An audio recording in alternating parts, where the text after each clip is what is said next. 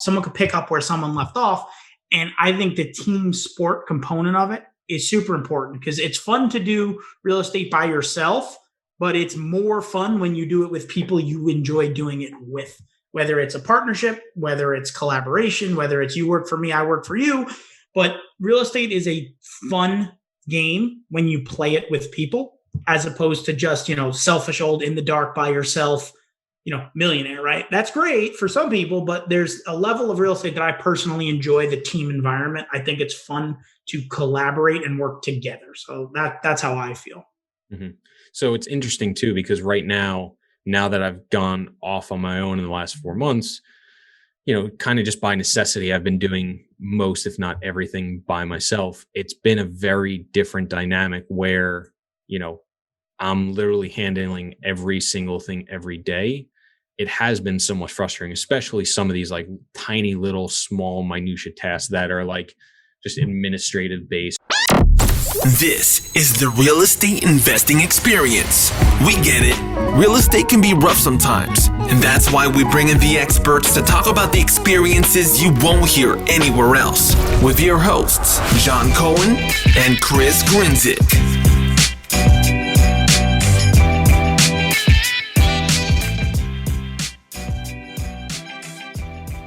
What's going on, guys? Welcome back to another episode of the Real Estate Investing Experience. I'm your host, Chris Grinzik, and with me, as always, is John Cohen.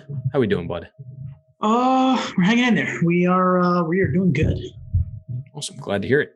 It's rainy today for me. Had a busy morning, but we're hanging in there, getting going. Stuff's exciting. Finally starting to see some of these units come together, so I'm excited. Hopefully in 2 weeks, in another couple episodes, I'll be talking about how we got them leased up. So I'm excited. That's what we want to hear. We want to hear move-ins at rents better than we expected, and then it's a win-win for you. Exactly.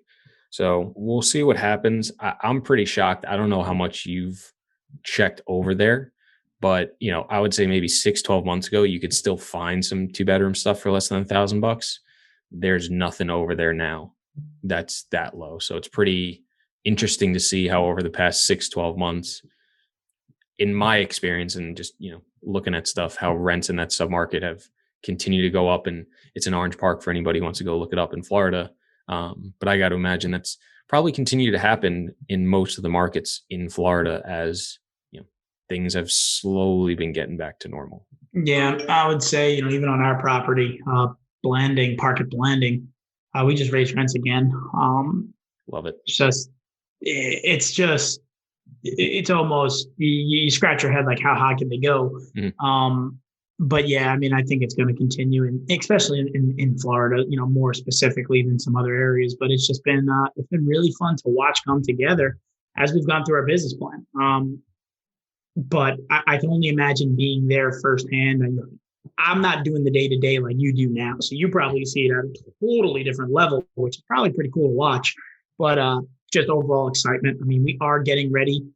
You heard it here first. We're about to probably sell one of our Florida assets. Can't tell you which one yet, but we can talk offline. But we are probably going to market. We have some guys working on BOVs now. Super excited to see that one come full circle.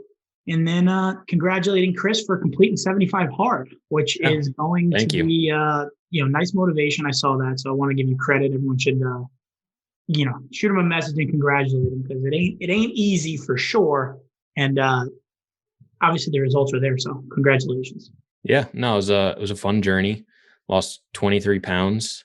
It was pretty crazy. I don't know. I was talking with who was I talking with? I forget who, but I was saying, like, I don't know. For me, it was hard. Like, I'm not going to sit here and say it wasn't hard, but I think the harder thing for at least me personally is going to be carrying this forward now that the program's over. Because, like, I don't know, committing for 75 days for anything isn't really that crazy to me. Like, it's not like it's this crazy requirement where I'm not sleeping or I'm working out like a madman. Like, there's some flexibility in there and it's doable, right? It's just committing. So for me, that's what I've struggled with for the past 5-6 years, as coming out of being a college athlete into, being a everyday civilian. is really, managing that better. So that's going to be more of the challenge for me, is carrying some of those aspects forward into everyday life. And, because it was, if I wanted to eat something shitty, it was, well, I'm doing 75 hard, so I can't. Now I don't have that to fall back on. Now it's okay. I don't want to eat that because I'm not trying to be fat, which isn't as easy to do. So it'll be interesting. No, I've said that all the time, as a former college athlete where you were in shape and working out every day. And the hardest thing for me was when that stopped, right? Your first couple of years out of college, you can do it because you've done it for so long. But then as time goes on, you don't realize how fat you get, one. And then two, the motivation is like, why am I doing it? I don't have to compete. I'm not going up against other athletes. I'm just in the regular world. Not that you weren't in the regular world before, but it's that motivation of, okay, I have to hit a 90-mile-an-hour fastball. I have to be able to adapt. I have to go out and make a play in the outfield, whatever it is. That was always a struggle for me, and the same thing. So I didn't do 75 hard, but I went, the way I went about it this year, like everyone knows what the goal is. I went to do exactly what you just said, realizing that I can have a shitty meal today, but you can't have it every day, twice a day, right?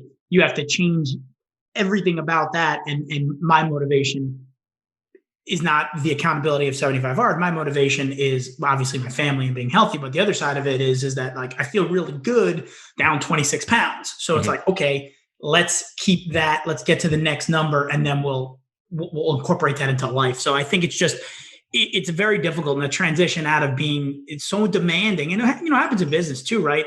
I like to do the competition side of it, like be better than anyone I work with. And that's sort of the motivation. But when you're, at the end of the day, you go home, you have to look in the mirror, and it's difficult. So I completely understand that challenge for sure after completing something, because now there's no accountability, right? You're just like, okay, I'm going to have another cupcake and then I'm going to go, wash it down with whatever. So I get it. Yeah, 100%. So yeah, if anybody is curious listening about, wanting to hear more about it or is thinking about doing it and you want to pick my brain, definitely don't hesitate to reach out. I know other people that did it too, so I can put you in touch, but definitely would recommend it. Definitely worth it. And I think anybody can do it. So, if you've been thinking about it, here's your sign to give it a go and try, because it's not bad. It's only 75 days at the end of the day. So definitely worth it. But let's jump into today's episode. We got a really great guest on today. Excited to have him on, excited to hear his story and learn from him and just kind of chat and vibe. So with that being said, Adam, thank you so much for joining us. You're welcome. Thanks for having me. Yeah. So kick us off a few minutes. Just who is Adam? What's your journey? What do you do? All that fun stuff. Sure. I'm in Fargo, North Dakota. Started off, just kind of having a pretty typical, grew up in a population of about 15,000 people in Dickinson, North Dakota. So in that, for North Dakota, it was a pretty big town. I think it's like the fifth largest in North Dakota, whereas that's like, if you drew a radius of about 10 feet around where you're at, you probably get about 15,000 people. And so that was a little bit, of a different dynamic, being kind of in rural North Dakota. Went to school for engineering, got the good job, graduated with, close to a 4.0. I knew how to get good grades, but I didn't know how to learn. And so I really kind of learned my lesson there, where I was like, oh, I'm never going to read a book again, just because I got the A's, I got the job, I did everything I needed to. And then it kind of turned into well, now what? And it was like, oh, I don't think I'm going to do 40 years of engineering anymore. So it's like, oh, maybe I'll dabble in the stocks. Maybe I'll start gambling. Maybe I'll do fantasy sports. Maybe I'll do fantasy football, get into as many leagues as I can. It's like anything to keep the monkey brain occupied. I was like, I gotta feed this with something, because I'm a civil engineer designing water treatment plants. And so then that changed when I eventually got engaged to my now wife. We have a 3-year-old, a 1-year-old, and then scaled up from no properties to 26 properties in about 5 states, mostly single family, which has allowed me to, I guess, hypothetically leave the engineering job. I told them I was done on the first of the year, and they asked what it would take for me to stay. And so now I'm just working anywhere between 0 and 15 hours a week at my engineering job. So kind of working from home, and it's been a lot of ups and downs in between there. Love it. Just for people's reference, how old are you? 32. I love it. So I do want to spend a little bit of time first on getting to the stage where you're at, because I think for so many people, hearing the stories of how people navigated the waters of going from, a job or a high paying job to not really needing it anymore and maybe doing it, maybe not, and having real estate or other investments, take over kind of that, income stream. What was it like for you? Like, was it early on you knew that this was a goal? Did you kind of stumble into it? What was it all like for you? Yeah, I think it came down to just a matter of motivation. I know Tony Robbins always plays on am I running from pain or am I seeking pleasure? And there was days of like, oh man, this job just really sucks and I want to get out of it. But then there was days like, what would it look like if I just had $10,000 a month of passive income, and what would I be doing? And so between those two things just got me to pick up a book. Like, that to me was just such a game changer. Picking up Stephen Covey's 7 Habits of Highly Effective People and actually discovering what personal development was. Wow. Like, that was just, I couldn't believe how much of a game changer that was, where it's like, oh, I can only control certain things and everything else is just in my circle of concern. So I don't worry about that. And, you start with just that internal seed of personal development. And that just kickstarted a lot of different things where you're like, oh, I'm 40 pounds overweight. I should probably do something about that. Oh, my mental chatter in my brain is shit. I should probably do something about that. Oh, my finances I thought were pretty good. But once you read MJ DeMarco's The Millionaire Fast Lane, and he talks about the sidewalk versus the slow lane versus the fast lane, you're like, oh, well, I'm just playing the slow lane because I'm just going to juice this 401k and maybe I'll get to touch it at 65. So it's like you just kind of have these epiphany moments, one after another. And it's like, okay, once I just got into that, I was like, all right, now I'm out of the fixed mindset into the growth mindset. And it's just a weird spot to be. Like, in a truly vulnerable moment, like, I used to watch pornography at work because I was so bored. Like, that, what a low point. I was like, oh, you are just a 21-year-old loser who's got like nowhere that you are going. Like, right. This is a pretty low point.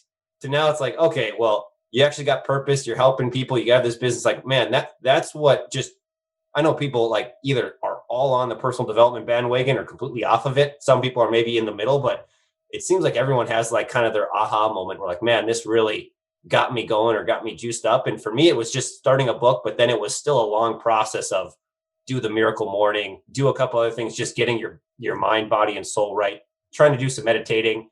And then marrying my wife was the best decision that ever happened to me, because it started making me think about someone besides myself until I was about 25 years old. It was, how can I extract as much fun out of life as possible? Which isn't a terrible model to live off of, but it's not very, serving to the world. And so once you realize, oh, there's another human being, now once you have young kids and it just starts, firing some different things in your brain, like, maybe my mindset and kind of the goals I wanted for life isn't exactly where that looked like. And so that was like basic step number one, was just like, okay, I don't think I can do this forever, but I have a great job. So how can I leverage that? And that's when I got into the first rental property. Mm-hmm. I love it. I think you said a lot of good things there. And I think the one thing that's interesting for me, and I think a lot of people probably struggle with, is, oftentimes we get into a rut, or you talk to people that are in a rut, and to get to the end goal seems so daunting or overwhelming. And I think it's like you said, just making that first step of, just picking up one book that leads to another book that leads to a slightly different mindset. And then that branches off into another thing. And I think that's one of the things that I've always struggled with, circling back to, the 75 hard thing, where it was because I grew up playing sports and being in shape and never have been doing it. And then I got into a space over the last several years where I have been heavier. It's like, okay, I know I should be like this, but it's so tough for me to look back and say, okay, it took a few years to actually go in reverse. I don't want to, take a few years to get back to where I was. And I think that's not a tough place for people to get out of. So I think it's really interesting to hear you say the same thing. Basically, you just happened to pick up one book, and then that one book led you to other different things. And for me, as a man of faith, I always found it weird to have selfish goals, but boy, did those change my perspective. When I was like, hey, I'm going to go fly around and do some cool stuff. Like, that was super motivating to me. So I was like, if that got me to like level 2, and then you eventually like, oh, okay, I made it to the beach, I can only stay there for a week. And then you realize, okay, what's level 3 or level 4? Like, even setting some selfish goals just to get yourself motivated. Cause I feel like that that initial point is like people want it, but it's only like, I kind of want it on like a scale of 4 to 10, but I'm not really like, I'm going to wake up and I must have this type mentality. And so once you're like, man, I'm on like a 9 or a 10 on a scale. Like I gotta have this. I really, really, really want this. Then it's like, you just you get out of, what does Jeff Canfield say? He goes out of someday I'll do this. Someday I'll do that. Someday I'll do this. And you're like, oh, guess what? I'm going to do this today. Come hell or high water. Mm-hmm. Yeah. So it's interesting, selfish goals. And maybe I think about this wrong, and maybe it's like the pessimistic side of me, but I think no matter what we do, whether we think it's selfless or selfish, everything is selfish, because when you do something that's selfless, you feel good about it, and you do it in large part because of that feeling. You get the feeling by helping someone, and it's nice, but like, I don't think personally that when people do things selflessly, it would be done nearly as much, if ever, if people didn't get that good feeling about helping someone. So I personally don't see anything wrong with having selfish goals, because I think once you start to build yourself up, you find yourself wanting to help other people for that same reason. But two, it's also like when you see somebody else do something, it almost gives you permission to go do it as well. Like, I didn't just wake up and decide to do 75 hard. I saw like 5 to 10 other people do it, and I had a few closer friends doing it. And I was like, I didn't think like, okay, they're doing it so I can, but like, it kind of puts in your head, and like, you have somebody's wake to follow behind, and it just makes it easier. So like, putting yourself out there and improving yourself is selfish, but it's also helpful in the way that like, it gives other people a path and like something to follow to try to achieve the same things. Yeah, I'm curious if you guys remember the first goals that you really set, or something that sparked you, were like, man, if I set this, and you're like, oh, there's no way I'm going to attain it. And I was curious if you guys like obtained it in like, I remember setting 10-year goals, and I was like, oh, there's no way I'm going to do that. And you're like, oh, in 3 years, guess what? You're kind of closer than you thought. I'm curious what if you guys kind of had those similar moments. So I've never really been a 10-year planner. I've always like done more like 6, 12, 18 months, because I always said like my vision always changes too much in the past. When I left Toro about 4 months ago, I did set a 10-year plan for the business to get to 500 million under management in 10 years. So, I mean, I'm only 4 months in. I'll tell you, I didn't hit 500 million in 4 months, but we'll see what happens. So I really haven't had that so much myself. Though the immediate one I could think of is when I first started in this business. I don't know if it was a 10 or it was a 10-year goal. I think I said 250 million, and literally inside of 3 years we were there. I used to write it on the board, like all the properties we owned, and when I saw that, I was like, holy shit, like, wow, 250, $250 million is a lot of money, right? No one ever, people don't, I know we had an intern, one of Chris's friends, and he told Chris, you guys throw around like $30-40 million, like people buy Starbucks. And that's one that's just super vivid, right? Because it's very specific to this podcast. And also, it was the exact thing, I think it was right after I listened to the Grant Cardone Bigger Pockets podcast, 10X, right? So I was like, okay, $250 million, right? I would never, ever expect that. And next thing you know, you buy 3 properties in 1 year and you cross the line, and you're like, wow, that was pretty crazy, right? So that's one just off the top of my head. So, I mean, I understand. I feel like Chris, like 250, $1 billion, I think in huge numbers, but I don't think you could be wrong on a 10-year goal, right? If you wanted $1 million company or a $100 billion company, it doesn't matter, because if that's what you're striving for and you fall short of $1 million or $100 billion, it doesn't matter. You fall short of $1 million, but you get to $400,000 and it's exactly what you were looking for. Nothing wrong with that. So, I know visions change and people change and things change. But if you're reaching for something, right? If you've never set a goal tomorrow of whatever. It could be, in 6 months, I want to, run a mile, right? I don't care what it is, but that is that piece to, Chris's point when we first started talking, if there's one thing out there that keeps you on that straight pattern or like a North Star or anything like that, that will keep going. Now, listen, if you just turn the page and you forget about it, no big deal. You're not losing sleep over it, but that thing should set you down, your foundation to work towards it. Whether you get there in 3 months or 10 years, it doesn't matter.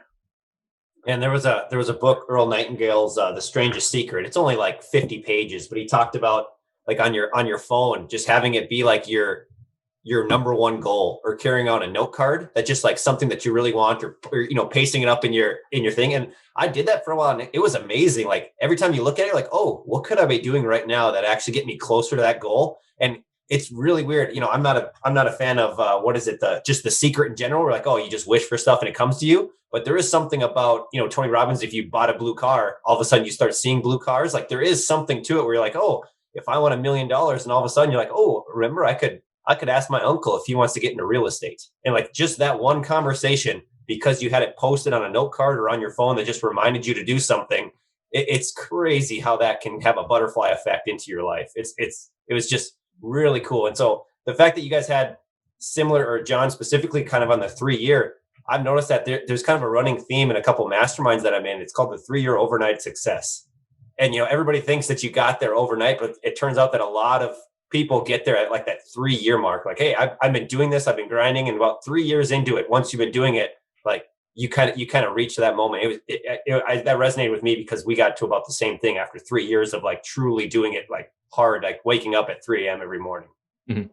So it's funny because, well, the first thing too, I think it's interesting where, going back to what I was saying, I mean, basically by me working for John and Don and them doing what they did, again, is basically giving me permission to go out and say like, all right, well, if these morons can do it, then I definitely can. So, it's the same type of thing, right? If, by doing it yourself, it gives other people permission to be like, okay, like, 500 million probably isn't crazy because I was there for, most of the time and, watched, them and us, scale to that level. So, it does give permission. But it was interesting too. You bring up this 3-year thing. I almost didn't do a 10-year. And one of the reasons I think I haven't is because of what you're saying, where like, it's like compound interest, right? Where, but it's not as easy to predict, right? When you say compound interest, you take $1, you compound it every year at 10% a year, you can figure out what it'll be in 10 years. But when you throw in all the variability of business, real estate, market, people, et cetera, your own personal goals, I almost didn't, because I was like, okay, I started back into it and I had like a 1, a 3, 5, 7, and 10 year kind of milestones. But I was like, how much am I really going to, after a year, I was like, how much am I going to compound? And after 3 years, like, it was really tough for me to like back into, like, when I was looking at the 10-year, I was really debating like what number to put on. Like I was trying to keep it simple so that I could easily communicate it and have it in mind. I didn't want to put too many things on it. The number really for me is more of like a representation of the other things that I want to achieve. Like more for me of like, how many people can I employ? What type of culture can I build? Things like that. But I know by getting to that amount will allow me to have so much revenue, which will support roughly so many people. Who knows what pay is then, but be that as it may. But I came up with it, but I was like, I honestly could see myself blowing through that number or, missing it big time, depending upon how things go. But at the end of the day, I was like, let me just put something out there that kind of has some sense and feels like somewhat realistic with maybe somewhat of a push as well. But you're right. Cause it's, watching Toro and John and even just myself over the years as things, little by little things get moving quicker and quicker and scale quicker and quicker and things come a little bit easier and faster. It's really tough to predict like what's actually capable within 10 years. And, I sit here and that's where like I say it, but I know I'm going to be way wrong most likely. So kind of is what it is. I don't know which way I'm going to be wrong, but we'll find out. But coming back to you a little bit. So once you started down the real estate path, when did you make the decision of like, okay, I'm going to work my way to fully switch over? And it sounded like your intention was to fully leave, but they made you a good enough offer for now to kind of just stay on part-time. But I would imagine at some point it's going to be, a full transition out, or maybe not, who knows? But when did that change for you? Like, hey, it's not going to be, I'm just going to maximize my earnings. It's going to be, I'm going to fully replace it. Because I'm a very action oriented person. It went through like the typical entrepreneur roller coaster, or what Seth Godin calls the dip. It was like, oh, I got my first property. This is the greatest thing ever. I'm leaving my job tomorrow. Like, just like the absolute high, like, this is great. Then you do it for a while. Like, oh my God, they flooded the basement and like, I'm tearing up carpet on a Sunday night. This is terrible. I'm never getting into real estate again. Okay. I got, partnered up with someone. Okay. Now we're kind of both doing a couple things. Okay. This is helping out. This is going good. Okay. This partnership sucks. I don't really want to do this at all. And then you're like back down and it's like, oh, this is actually kind of cool, because now we've generated X amount of wealth. And it's like, it is just crazy what your brain goes through. But there was a point there.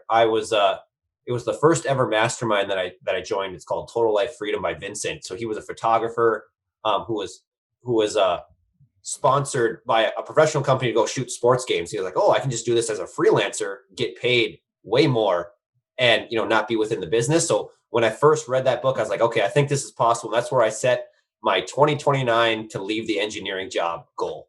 And it was like, okay, that was the big 10-year goal. Like, I can, I think I can do this. I forget if it was 2029 or 2028 or something like that. It was like, hey, this is possible. He was like, yeah, why don't you just do that in 6 months?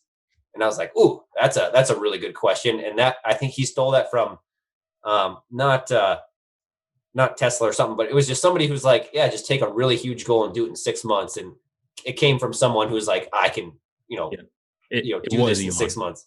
Was it Elon? Yeah, because I've heard it as well. Oh yeah. I mean, I was like, oh, that'll rattle your world pretty quick. Like, well, no, I had this whole plan, right? Here's my drawings, and here's all my specs, and here's all the blueprint of how I'm going to do it in 10 years. You can't do this in 6 months. It's like, oh, well, just do it. And then it's like, okay, well, just rethink how you can do it.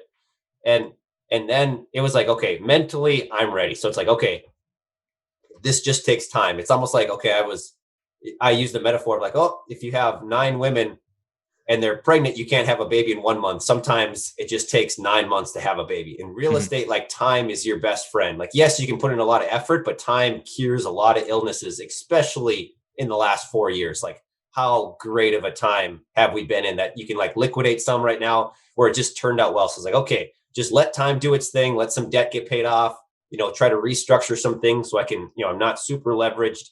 But I would say in about 2019, whenever I would read a book, I would think more about it as real estate than as an engineer. And at that point, I knew the flip, because I'd read a personal development book and it's like, oh, how can I apply this to work? So how can I be a better employee? And that was actually my first step, was like, okay, how can I go to work and not just hate my job and actually be a good employee? Because just that gives you some sort of integrity and personal lift. And then it was like, okay, now that I've done that and I know that I'm giving work the better end of the deal, now I'm going to go work on myself outside of this and, get some passive streams for a family. So it was like maybe 2018, 2019, like, okay, this is legit. We got our plan. And then things in 2019, 2020 just blew up, like buying a property every month or every couple months. And it was like, okay, end of 2020, it's like, yep, this is real. I put in my notice, then my business partner just put in his notice. So he's, completely free as of 2 weeks ago. And so that's kind of the maybe long story to a short question. No, I think that's interesting. You bring up something that I don't know if I've ever heard anybody talk about. So many people, especially on, when we talk to people, what I would imagine in most of the podcasting community is, reading the books for whatever side hustle, investing thing, real estate they're trying to do. But you actually, it sounds like you just said you actually started for your own job. Was there any benefits to doing that you saw? Like, did it help you at work and, maybe manage your time better, lead to a higher income that actually helped your real estate and side hustle in ways you didn't expect? Yeah. Within that same mastermind, I got coached by another engineer. He says, don't do what I did. And he did the multi-level marketing, and he just put all of his effort into that, like just kind of flubbed his timesheet, just kind of did that. And, internally it eats away at you a little bit. Right. But then eventually they fired him, and he's like, oh, now I'm scrambling. And then when you're in desperation mode, like, you just you just start grasping at stuff to try to make something work. And it didn't quite work out. So he just said, he goes, if you can avoid doing what I do, I would suggest that. And so from that moment, I was like, okay, I'm not going to pick either or. I'm still going to give work the benefit of the doubt. And so that turned out to be really well. When I said, hey, I'm putting in my notice, they said, well, what would it take for you to stay? And I've named an hourly rate in my terms of like, hey, I don't want to, I basically want like almost a result orientated pay, like a 1099 contractor. And they said, great. And so that really gave me a lot of freedom to, walk out, even though I was fully prepared to leave, which was a great thing. But even as a boost to my ego, it's like, oh, you're actually a good employee, and that you actually gave them, even though they're putting you out like a 3 multiplier, which you think that they're, just the corporate world's out to get everyone, they're making money. And so I just looked at it more of just an overall growth mindset of, okay, I'm going to do really good at work, and I'm going to crush it in a side business, so that I don't go to work and be like, yeah, that 8 hours, that was more like 15 minutes in the office space of like, yeah, every given week I do like 15 minutes of real actual work. Like I didn't want that to be the case. But of course, there were certainly days where I was on the phone doing real estate way more than I was doing the job, but I didn't want that to be the standard. Mm-hmm. Gotcha. No, I think that's great, because I think so many people, when they're making the transition, you start doing stuff at work, whether it's right or wrong. I'm definitely not one to say, so who knows? But you start obviously putting more and more time to it until, like, the person you were talking about, either you kind of force your own hand or your hand gets forced. I think it's really interesting to hear you go the other route and have a lot of success with it, and actually lead to probably a better situation than you would have envisioned coming out of it, of, hey, it actually made my transition a whole lot easier, because I'm still picking up some extra income, what sounds like at a higher rate than you were per hour normally, but it's also giving you a ton of freedom to go off and do your own thing. And now you also probably don't have any doubt in your mind too of like, hey, am I spending too much time on this? Am I giving the company enough time? You don't have that conflict either. So it sounds like a really good resolution to a common problem as people are leaving. Yeah. And just the fact that you're going to be there for 40 hours until you do quit, like, why not take every opportunity to learn? Yes, they're a corporation, and yes, you might hate it, and you might think your boss is just the worst, person in the world, but there's still an opportunity to, like, use some tactical empathy, figure out how, a corporation works, figure out. And so what I did is I started asking out every C-level suite executive to lunch, and they didn't know it at the time, because I took this from Tim Ferriss, where he's just like, yeah, just have lunch with really interesting people and ask them really interesting questions. And so I started asking them, like, hey, do you actually like your job? What got you into this? And there's some people that actually just love their job. And as strange as that sounded to me, I was like, oh my God, these people actually exist. Where like, you can actually go to work and like, yeah, it lights me on fire to do engineering. And I was like, good for you. They're like, yeah, I read engineering forums on the weekend. And I was like, that is not me. And so like, you get to feel out like what people are doing on a day-to-day basis, what they like to do, and like kind of their journey of, hey, they actually thought about leaving engineering at one point. And then once you start talking with higher ups, whether that's an entrepreneur business, a corporation or whatever it is, just having conversation with those people, those are some of the most highly developed and smart individuals that you can. And that a lot of times they got to eat. So you just ask them to lunch. And that probably philosophy can be, applied to a lot of general networking events of people just in your area. Maybe in a post-COVID world, we'll have to see how the virtual works out, but that would be potentially one tip, and one thing that I found that was super helpful. And then I took notes during those conversations as well. Did those conversations help you make like your job more bearable or enjoyable, or was it really more of like a discovery thing of just talking to interesting people and to get better at your job? It was it certainly helped, but it mostly came from me, where like I would ask out my boss to work, and he's like, yeah, I'm like, I don't want you to come to me with problems. I want you to come with me with solutions. I was like, oh, that's just a great philosophy in life. Because who wants somebody to be like, hey, we got a tenant that we got to evict?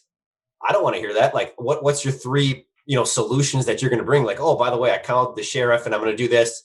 And then seek advice from that. Like, don't just come with problems. So I was like, oh, that was super helpful. So once I started doing that, I was like, oh, I guess I have more autonomy than I thought. Like, where I thought I was just supposed to react to what somebody else was saying to me. But why not have a little bit of proactive thought into what you're doing in a day?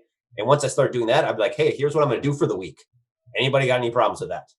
And then somebody would be like, oh, delete this, add this, or don't do that, but otherwise go. And I was like, oh, cool. I kind of created my own little job description within my own engineering thing, as opposed to just being like, all right, it's Monday, I'm sitting in the meeting. What work do I have to do this week? And then they're like, oh, since this person didn't take any initiative, let's just give him all the grunt work and good luck with that. Gotcha. I know. I love that. I think taking the initiative and maybe, I'll say engineering your job a little bit to make it fit more with what you found enjoyable. Sounds like it made a really big difference on, not only your time there, but your transition out as well. And I think knowing your skill sets helped. Like, so as I was just discovering myself, I was like, oh, I'm more of a, if you're familiar with like the DISC profile, I'm more of like a D and an I, where I'm like more of like a visionary, like, almost like sales, like maybe a little bit more extroverted as opposed to a normal engineer who likes numbers and details.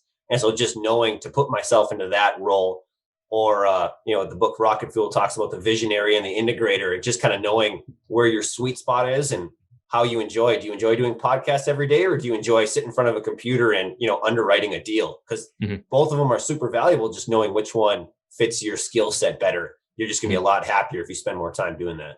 Mm-hmm. Well, John, I'm curious from your end now that it's been a while, because I came to you, over a year ago now, right before COVID. And at the time I came and you said, look, I'm doing acquisitions and asset management. And I said, God's honest truth is I'm probably not that great at asset management. You should hire somebody else to do that.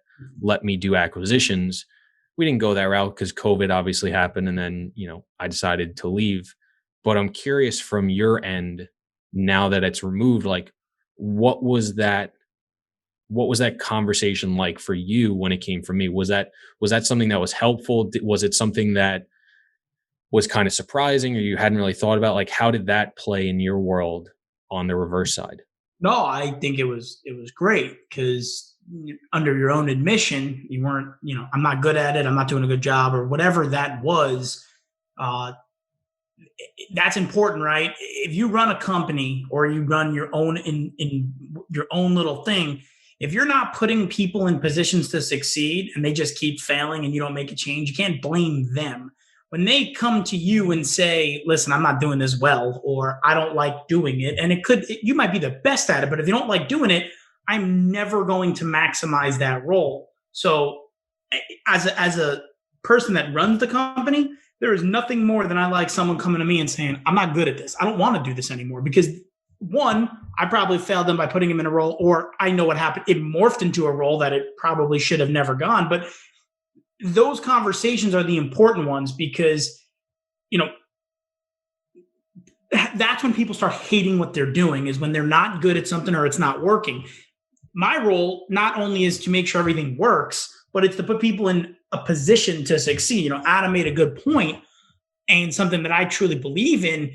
When your boss says, bring me a solution, no one wants to hear the problems, right? If there was a problem, you came to me and said, oh, we had this problem. Oh, I'm doing your job through the game of telephone, which we all know is the worst way to do it. Chris comes to me with a problem. I give him the answer. He tells my answer to somebody else. Well, that's not going to solve any problem, because they're going to hear a totally different thing. Chris brings me 3 solutions. I say, pick this one. He describes it better to the individual on the other end. Or if the same problems keep happening, well, then it's probably someone in a role that they shouldn't be in. It doesn't mean they're not a good worker or a good employee or a good person.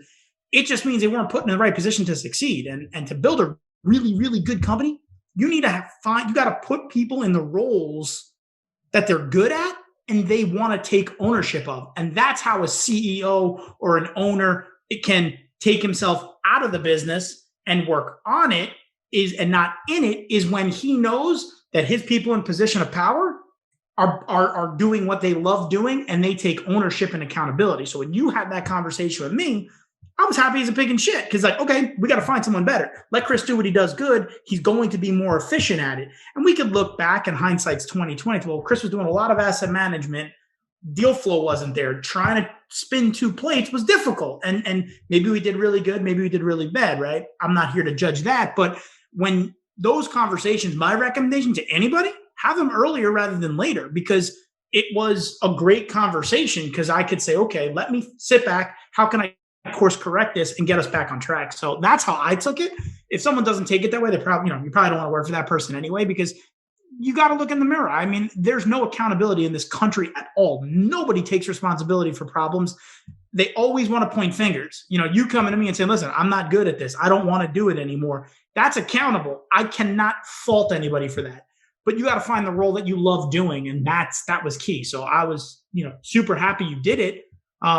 because it gave me the vision to say, okay, we got to fix this, right? And we got to make sure this works because it's not working right now, or it's not getting, it's not being maximized. And if you're not running efficiently, then you're probably doing 2 or 3 people's jobs 2 or 3 times. And that's the recipe for disaster.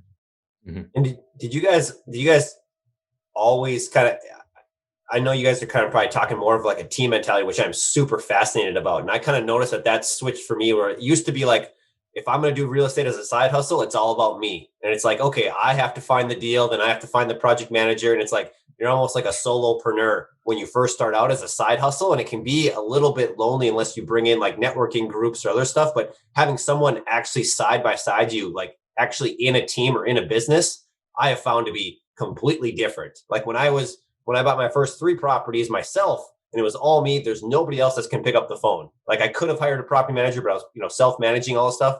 But then once you had a business partner and you can both like generally, like we were kind of going side by side, we're like, hey, guess what? I'm gone for a week. You pick up everything. And they were able to do that. And then, them pointing out blind spots and things that you couldn't do. I'm kind of curious your guys' journey as you went from like maybe a me to a we as you transition into your career. Yeah. So I think it's important, that teamwork, right? I know I played sports, Chris played sports, having to do everything yourself can get frustrating. Now, listen, at the end of the day, I say this all the time. There's a piece of real estate that is out of your control, right? You put a tenant in a place, that tenant has responsibility to pay. And if they don't, you're either not collecting money, you're paying the mortgage or whatnot. So you have to give up some of the control. I think the team environment works. Our office is an open room, right? Does everyone want their own private corner office with glass overlooking downtowns and beaches? And so, yeah, of course. But there's something to be said about an open collaboration where someone could pick off where someone left off. Someone could pick up where someone left off. And I think the team sport component of it is super important because it's fun to do real estate by yourself, but it's more fun when you do it with people you enjoy doing it with, whether it's a partnership, whether it's collaboration, whether it's you work for me, I work for you.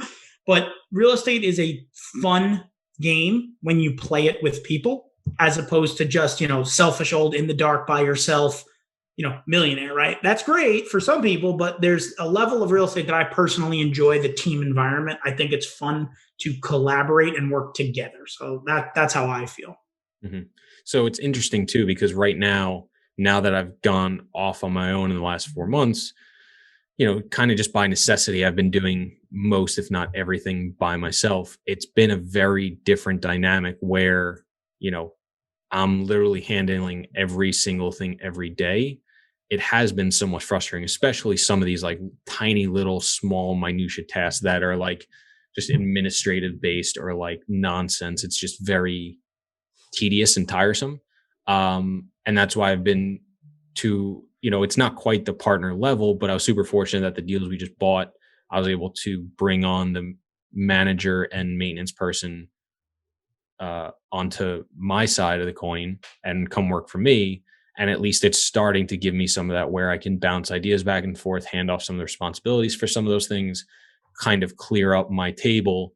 But it is definitely something I'm thinking about very heavily as I start to go forward of like, do you have an actual partner or do you just bring in like, well paid or like minority partners or like directors or C-suite? Like what's the best way to position that? Especially with, myself wanting to have property management in-house, but having next to no property management experience.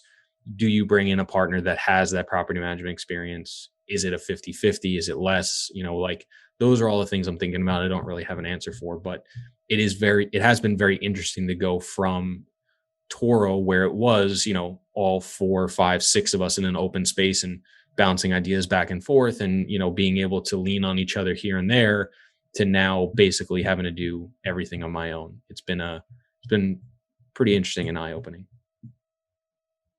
I think too, one thing that'll be interesting as well, you've now, like you said, you're up to 26 units, you're doing stuff on your own. What are you doing now? What are your plans for the future? And like, where do you see yourself going? Sure. So really the niche that allowed us to quit the job was the company that we created. It's called Set Your Rent, but I don't really like the name. it was like, so the current model is we're buying homes for people that don't qualify for a traditional mortgage. So it's kind of like a private mortgage company where we're giving like self-employed business owners who can't show 2 years of taxes and actually get them a home so they don't have to rent. It didn't start off that way. It started off with having college kids picking homes off the MLS, and then we just buy it and sell it and rent it at the 1% rule. Pick a $200,000 house, $2,000 a month. And it was kind of cool because then we get a bunch of college kids buying new houses for us, but then they move out and then the market rent was actually only like $1,500. We're like, oh, well, that kind of crapped all over idea. So we just say, set how much you can pay a month and we'll, go home shopping. And so that was kind of version 1.0. So now it's 2.0 is really where we're buying a lot of homes, like one a month, where it's just people just can't get a bank loan, whether it's poor credit, no credit, self-employed. You can't show your 2020 taxes yet. So the bank, says Fannie Mae, Freddie Mac aren't going to give you the green light. So you're kind of just stuck. So then what we're doing is basically raising private capital and using commercial loans to buy the home for them and selling it on a lease option or a contract for deed, mostly in the upper Midwest, but that's really the niche. And so now it's just grow that and expand it. Gotcha. That's interesting. So I guess just so I understand, so how are you getting a commercial loan for these single family things? Is it just because you're buying a bunch of them at one time and allows you to like cross collateralize or add it on one loan, or how is that working? Yeah. So news to me, I was like, okay, I understand agency loans now. Okay. Fannie Mae, Freddie Mac, that's a straight jacket. You got to do everything. You got to check the box. You got to fit in their things. And if you don't, you're just out of luck. When you talk to the local, I call them commercial, some call them portfolio lenders. They're just like, hey, I'm just going to take a chance on you. And here's our terms. And it's typically we can do single family homes, any price range. It's a 5-year fixed at like today's rates, somewhere between 4% and 5%. So not like a 3. It's, right. A couple points higher, fixed for 5 years, amortized over 25 years. And that just gives you more flexibility with roughly 20% down. And some of them, have lower rates. Some of them can go to 30 years. And so then what we do is any new state that we're not buying, that we don't already have a commercial lender, like a credit union relationship, we'll just pick up the phone, start calling, like, hey, we're investors. This is what we're trying to do. We're going to buy the home, 20% our own money, 80% yours. We're going to sell it on a lease option. We already have the person with a signed lease agreement or a contract for deed that they're bringing 10 grand down or 15% down, depending on the situation. Does this deal work for you? And unfortunately, 7 out of 10 or 9 out of 10 say no, because it just doesn't fit with them. But you call enough people and like, oh yeah, we do that. And like, oh, finally. And then you just do it. Gotcha. And just, I guess I'm even a little unsure exactly how it works too.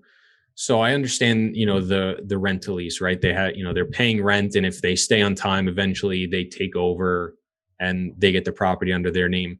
Do they inherit the loan that you guys took out, or do they eventually have to refinance? And then how does their payments stack up against a traditional rental? Is it a lot more? Is it very similar? How does that work? Yeah, I would say so. Like the last deal that we closed in Festus, Missouri, which, never saw the person, never met the property. It was just, they were referred to us that, hey, we know someone. So they picked out a $200,000 house, brought $20,000 as an option fee for the exclusive right to buy the property, which gets credited back to them. And they were paying $1,900 a month. Market rent is probably like $1,500. And then out of that $1,900, we're crediting them 10% every month that they'll eventually get back. So every year they'll maybe gain $2,000 of equity, plus they locked in the purchase price at $205. And now if it's worth $225 and they go to refinance, they go to a bank and be like, hey, I want a loan now. And let's say they approve them for a 90% loan to value or 95% loan to value. Let's say, okay, what's the new appraised price? 225, 90% of that is 200,000. They currently owe, us 180,000 or 195,000. So they basically just do it as a refinance, but it's still technically a new sale that would go through the same underwriting. Now, if they wanted to do a commercial loan, that's a little bit different, especially when it's owner occupied. That kind of gets a little bit squirrely. But essentially, we can't do anything with the property. We can't sell it. We can't rent it out. We can't force them to move and so they have that 5-year window. But what we found is these are now homeowners, not landlords or not tenants. So they're kind of in the middle where it's like, oh, well, I'm acting like a mortgage company just at a higher interest rate, but I don't have to be a landlord. And that's really what's allowed us to do this without having to have property management, because we're really just acting like a mortgage company where on any given month, it's just make sure the mortgage payment is paid just like you would for your own house. Mm-hmm. And if that's done, you don't really have to do anything else. Gotcha. And that typically avoids like repairs and maintenance because the tenant basically they don't own the house, but that extra money they pay, they feel the obligation more or less that they have to take care of it. It's like when you sell a trailer or a mobile home, it's the same thing, right? You do it on the same basis. You don't have to repair it anymore. Now, yeah, you might have to if it goes completely crazy and they stop paying their rent, but more often than not, these people have the pride of ownership. So they typically take significantly better care of their residents. No, the light at the end of the is their ownership. Mm-hmm. And that like fee up front, if for whatever reason they stop payments, that's something that you guys then keep, correct? Correct. So that would be like a non-refundable option fee on a lease option, or it's truly a down payment if it's a land contract or a contract for deed. And if they're truly like, hey, I don't want this, I just want out, I'd be like, okay, great, but why don't you just sell it? And that way, at least you maybe recoup some of your down payment. So yeah, maybe you pay a 6% listing fee. And if it happened to be like 2 months after we close, okay, yeah, that's going to suck. Because if you buy and sell a property in 2 months, yeah, there's closing costs and there's other stuff that, it just doesn't make sense. But if you've lived in there for like 2 years, in almost any market, unless we have like a significant, contraction, you're going to have equity there that, almost worst case scenario, they just walk away, from the property by selling it. In which case, then we get liquidated, get paid off. They get out of the property without having any like foreclosures or evictions or anything like that. So we've had multiple, a couple people are like, hey, okay, now I want to refinance this. They list it, and now they're like, okay, I bought it for 50,000, it's like the lowest one we got, and they're selling it for 80,000 X amount of, years later. Or one bought it and put like 20 grand into it themselves and sold it for like a 40 grand profit, which wasn't the intent, but they just said, in this market, I'm going to sell it. And we just said, no problem, because that's their right. Mm-hmm. So I guess I'm curious then what the profit is like for you guys, because if you're buying something with a fixed sale price and the appreciation isn't that much, you're putting down, let's say on that home, it was like 20 grand.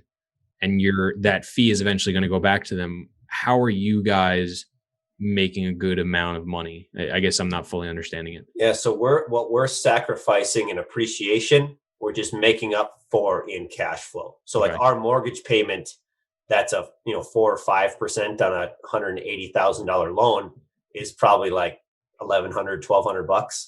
Okay. And so because we don't have the vacancies, repairs, maintenance, and expenses, there's roughly $500 a month.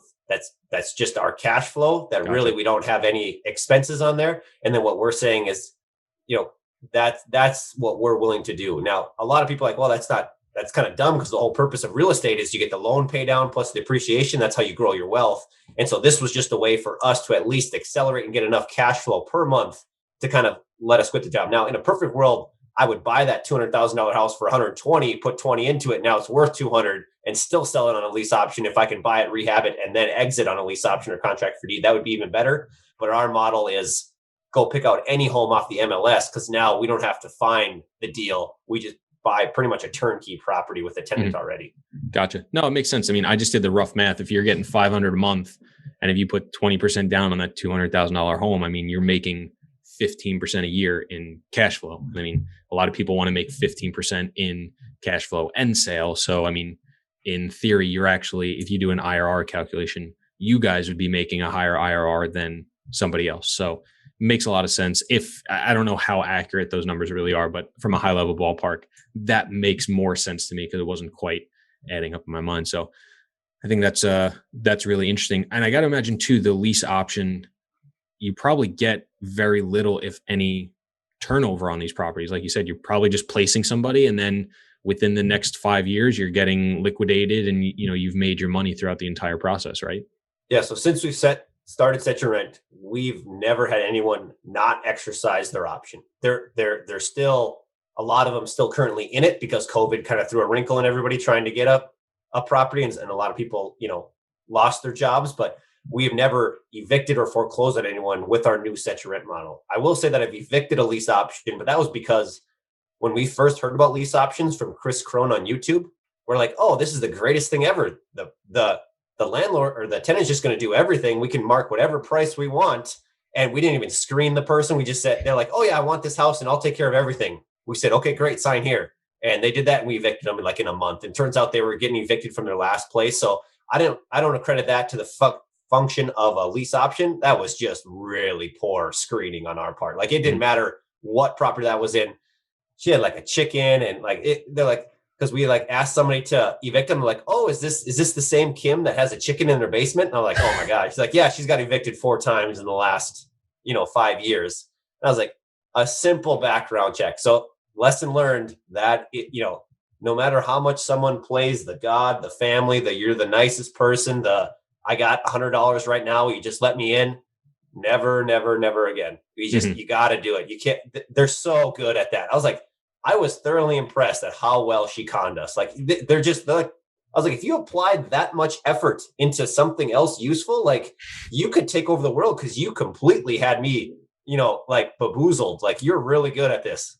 If tenants could harness the professional tenantism, and if they harness that, Jeff Bezos, Zuckerberg, they'd be shot, right? These people are they're so professional at doing it the wrong way and just being deceitful with the stories. All they would have to do is take that energy and effort and like apply it to like a job environment. They'd be geniuses, but they'd rather go through life. And I'm not saying anything, probably incorrect to even think this, but I don't care. It's just you're right. But a simple background check avoids that. At the end of the day, some of these people just, it is what it is. That's their life. That's just the realm they play in. Yep. Yeah, 100%. I think that's a great place to wrap up. I think that was a ton of information for people, and everybody's going to get some great stuff out of it. So Adam, thank you so much for coming on and sharing your experiences and insights. If people want to learn more about you, follow you, get in touch with you, where can they do all that stuff? Sure. Easiest way, you can just check us out on our website. It's setyourrent.com. And email is homes@setyourrent.com. I'm not really good about social media, but we have someone that does a couple social media things. So if you just type in, Set Your Rent, I'm hoping that you can find us, but that's something that we got to work on personally. So if they want to learn more about us, that's what we're doing. Awesome. Guys, definitely go check it out. Really cool website and doing some really great stuff. So thank you for coming on. And thank you guys so much for listening to this episode of the podcast. If you're not already subscribed, it would mean the world to John and I if you would do so. And if you are, please send it to someone that would get a tremendous amount of value from it. Adam, once again, thank you so much for coming on. This was awesome. It was a pleasure. It was fantastic talking with you, gentlemen.